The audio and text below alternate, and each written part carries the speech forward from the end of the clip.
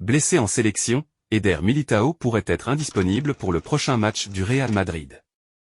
Cela devrait pousser à la titularisation d'un Cantanero face à la Real Sociedad. Selon les infos de Paris d'Azo de COP, Eder Militão aurait contracté une blessure musculaire à la cuisse droite lors d'un entraînement avec la Seleção. Une bien mauvaise nouvelle pour le joueur et le Real Madrid, qui attend toujours le retour de David Alaba dans son effectif. Aurélien Tchouaméni étant également blessé pendant la trêve et incertain pour la rencontre face à la Real Sociedad, Carlo Ancelotti pourrait sortir un tour de sa manche. Selon The Athletic, le Real Madrid aurait pensé à l'option Jacobo Ramon pour remplacer le défenseur brésilien, et cela, avant sa blessure. Le champion d'Europe U19 avec l'Espagne fait constamment partie du groupe des appelés pour les matchs du Real Madrid depuis le début de la saison. Il a pu montrer son potentiel lors de la tournée américaine en jouant notamment face au FC Barcelone. Au vu du peu d'options que possède Carlo Ancelotti en défense centrale, Jacobo Ramon pourrait remplacer à tout moment un membre de la charnière centrale cette saison, comme cela pourrait être le cas dès le week-end prochain face à la Real Sociedad.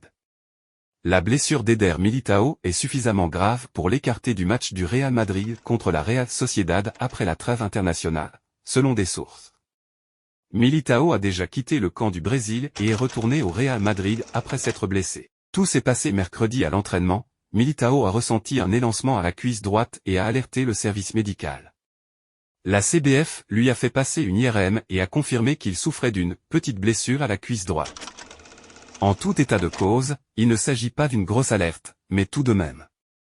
Le Brésil estime qu'il sera absent pendant 10 à 15 jours. Militão a ressenti une gêne musculaire à la cuisse droite après la séance d'entraînement de mercredi au centre d'entraînement de l'Atlético Paranaense. Jeudi, le département médical de la CBF a procédé à un examen clinique et à une IRM, détectant une petite lésion musculaire à la cuisse droite. Le joueur est exclu des 2 matchs avec la sélection. La CBF compatit avec le joueur et lui souhaite un prompt rétablissement, peut-on lire dans le communiqué de la fédération brésilienne. Eder était titulaire avec le Brésil lors des 4 matchs de la dernière Copa América et avait participé aux 5 premiers matchs du Real Madrid cette saison, Atalanta, Majorque, Valladolid, Las Palmas et Betis. S'il n'est pas présent pour le déplacement à la Sociedad dans une semaine, ce qui relèverait du miracle, Ancelotti ne pourra compter que sur Rudiger et Valiero, qui a repris l'entraînement lundi. Tchouaméni, une alternative possible, est également incertaine. Une infirmerie surchargée.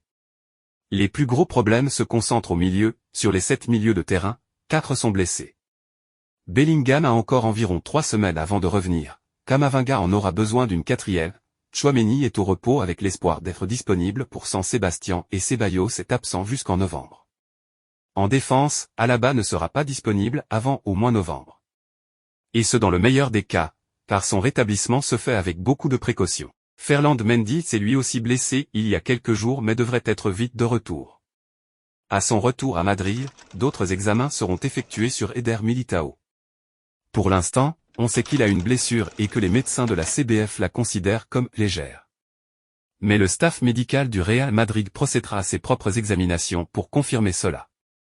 Mesdames et messieurs, bienvenue sur Madridist Incidé Actu pour toutes les actualités possibles. Le Real Madrid traverse une période difficile avec une infirmerie surchargée, mettant Carlo Ancelotti dans une situation délicate. Après les blessures d'Eder Militão et d'Aurélien Tchouaméni, c'est désormais Antonio Rudiger qui inquiète. Le défenseur allemand, qui n'a pas été convoqué par sa sélection pendant cette trêve internationale, souffre d'arthrose prématurée à l'un de ses genoux, selon les révélations de Ramon Alvarez de Mont sur sa chaîne YouTube. Rudiger suit actuellement un traitement conservateur et, bien qu'il joue sans restriction majeure pour l'instant, sa condition nécessite des périodes de repos pour éviter une aggravation. Ce souci vient s'ajouter à une liste déjà longue de joueurs blessés comprenant notamment Ceballos, Mendy, Alaba, Camavinga et Bellingham. Ancelotti doit désormais faire face à un véritable casse-tête pour aligner une défense compétitive, d'autant plus que Militão, victime d'une blessure musculaire à la cuisse droite lors d'un entraînement avec la sélection brésilienne, pourrait être indisponible pour une durée de 10 à 15 jours. Une pénurie en défense. Cette accumulation de blessures place le coach madrilène en difficulté à quelques jours de l'importante rencontre contre la Real Sociedad, prévue pour le samedi 14 septembre. Avec seulement Valiero en pleine forme parmi les défenseurs centraux, la gestion de l'effectif s'annonce complexe pour Ancelotti. Les options en défense se réduisent, et chaque absence prolonge la période d'incertitude pour le club merengue, qui doit composer avec des blessures en cascade depuis le début de la saison. La situation de Rudiger, bien qu'encore sous contrôle, pourrait potentiellement nécessiter des ajustements stratégiques tout au long de la saison si son état ne s'améliore pas. Les supporters du Real Madrid espèrent que les retours de leurs joueurs clés interviendront rapidement, afin de stabiliser une équipe déjà mise à rude épreuve physiquement. Rodrigo au Real. Le numéro 11 du Real Madrid ne figure pas dans la liste des 30 nommés pour le Ballon d'Or. Une liste qui en réjouit certains et en frustre d'autres. Jeudi, les noms des 30 nommés pour le Ballon d'Or 2024 ont été dévoilés. Vinicius, Valverde, Carvajal, Kroos ou encore Rudiger sont les Madrilènes qui peuvent prétendre à obtenir cette distinction personnelle. L'ailier droit Rodrigo manque à l'appel. Sur son compte Instagram, il s'est montré étonné. Un sentiment partagé par son compatriote Neymar. Ce dernier a qualifié Rodrigo de « crack » et le voyait « minimum top 5 ». Hier soir, France Football et l'UEFA ont dévoilé les noms des 30 finalistes du Ballon d'Or 2024. Une liste dans laquelle ne figure pas Rodrigo. Ce qui a fait couler de l'encre. Rodrigo ne sait pas faire semblant. Cette saison, le Brésilien n'a pas hésité à utiliser ses réseaux sociaux pour faire passer quelques messages ici et là. Le 19 août dernier, le joueur du Real Madrid a répondu aux médias qui n'ont fait que de parler du trio Bellingham-Mbappé-Vinicius Junior et qui l'ont exclu de l'équation. Bonjour les gars, hier, dimanche, le résultat n'était pas ce que nous voulions. En Liga, chaque point fait la différence à la fin. Je suis content de l'objectif et de l'évolution de l'équipe.